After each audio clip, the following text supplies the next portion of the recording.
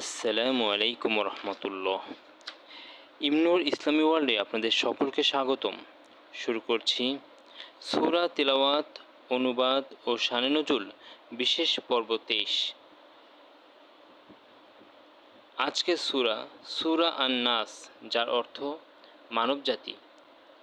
এই সূরা আল কুরআনের 114তম সূরা।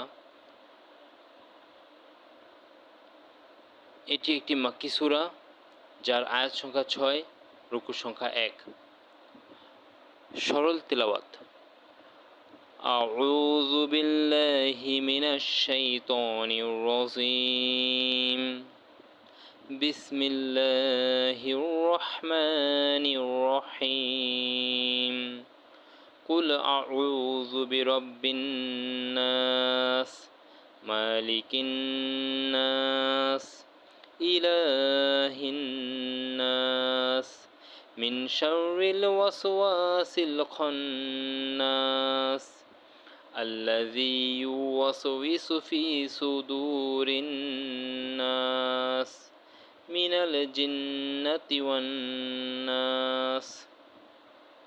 সরল অনুবাদ। আউযু বিল্লাহি মিনাশ শাইতানির রাজিম। বিতাড়িত শয়তান থেকে আল্লাহর কাছে আশ্রয় প্রার্থনা করছি। বিসমিল্লাহির রহমানির রহিম। পরম করুণাময় ও অসীম দয়ালু আল্লাহর নামে শুরু করছি। কুল আউযু বিরব্বিন নাস। বলো, আমি আশ্রয় চাই মানুষের রব। মালিকিন নাস, মানুষের অধিপতি। ইলাহিন নাস, মানুষের ইলাহের কাছে। মিন শাররিল ওয়াসওয়াসিল খান্নাস, কুমন্ত্রণা দাতার অনিষ্ট থেকে যে দ্রুত আত্মগোপন করে। আল্লাযী ইউওয়াসউইসু ফী সুদুরিন নাস, যে মানুষের মনে কুমন্ত্রণা দেয়।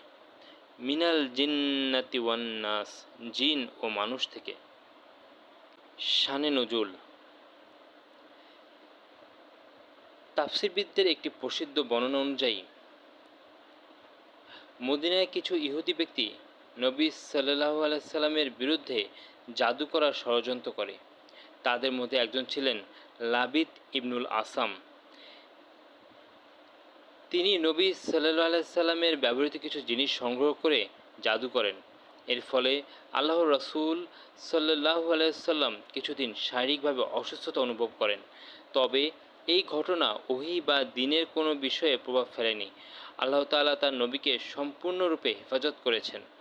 এরপর আল্লাহ তাআলা সূরা আল ফালাক এবং সূরা আন-নাস নাজিল করেন।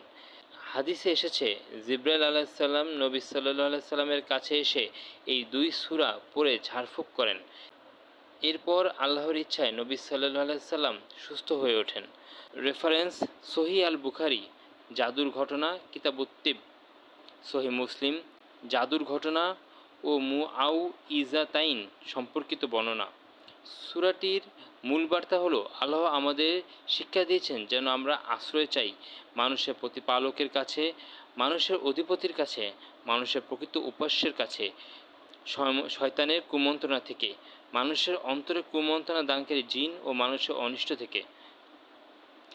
এই সূরা থেকে আমাদের জন্য যে শিক্ষা রয়েছে তা হলো, সব ধরনের ভয়, জাদু, কুদৃষ্টি ও শয়তানের কুমন্ত্রণা থেকে রক্ষা পাওয়ার জন্য আল্লাহর কাছে আশ্রয় চাইতে হবে।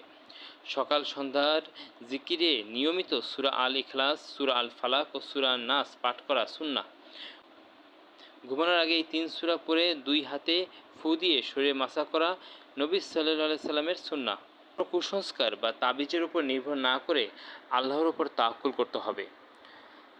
সবশেষে, সূরা আন-নাস শুধু একটি ছোট সূরা নয়, এটি প্রতিদিনের জীবনের ঈমান, নিরাপত্তা ও আল্লাহর আশ্রয়ের এক মহান দোয়া। তাই আসুন আমরা প্রতিদিন এই সূরাটি অর্থসহ পড়ি, বুঝি এবং আমল করি। প্রিয় দর্শক, ইমনুর ইসলামী ওয়ার্ল্ড এর সূরা তেলাওয়াত, অনুবাদ ও শানে নজুলের বিশেষ পর্বটি ধারাবাহিক সিরিজের আজকের এই পর্বটি আমাদের শেষ পর্ব। আলহামদুলিল্লাহ, আল্লাহ তাআলার অশেষ অনুগ্রহে আমরা পবিত্র কুরআনের ছোট ছোট সূরাগুলোর তিলাওয়াত, বাংলা অনুবাদ, শানে নজুল এবং শিক্ষণীয় বিষয় নিয়ে ধারাবাহিকভাবে আলোচনা করেছি। আজকের পর্বে ছিল সূরা আন-নাস, পবিত্র কুরআনের 114তম সূরা ও সর্বশেষ সূরা। এই ধারাবাহিক সিরিজে যারা শুরু থেকে শেষ পর্যন্ত আমাদের সঙ্গে ছিলেন, সেই সকল সাবস্ক্রাইবার ও ভিউয়ার্সদের আল্লাহ আপনাদের সবাইকে উত্তম প্রতিদান দান করুন। আপনাদের দোয়া, ভালোবাসা এবং সহযোগিতাই আমাদের অনুপ্রেরণা। ইনশাআল্লাহ আগামীতে আমরা কুরআন, তাফসির, সহিহ হাদিস, দোয়া, মাসলা মাসাইল এবং ইসলামিক জ্ঞানভিত্তিক নতুন ধারাবাহিক নিয়ে আপনাদের সামনে হাজির হব। ভিডিওটি ভালো লাগলে লাইক দিবেন, শেয়ার করবেন এবং ইমনুল ইসলামী ওয়ার্ল্ড চ্যানেলটিকে সাবস্ক্রাইব করে পাশে থাকবেন। আল্লাহ আমাদের সবাইকে কুরআন বুঝে পড়ার, আমল করার এবং অন্যদের কাছে পৌঁছে দেওয়ার তৌফিক দান করুন। আমিন। পূর্ববর্তী ভিডিওতে ভিজিট করুন ইমনুল ইসলামী ওয়ার্ল্ড ইউটিউব চ্যানেল এবং পরবর্তী ভিডিওর নোটিফিকেশন পেতে বেল আইকনটি প্রেস করে রাখুন। ফলো করুন আমাদের ফেসবুক পেজ ইমনুল ইসলামী ওয়ার্ল্ড। আসসালামু আলাইকুম ওয়া রাহমাতুল্লাহি ওয়া বারাকাতুহু।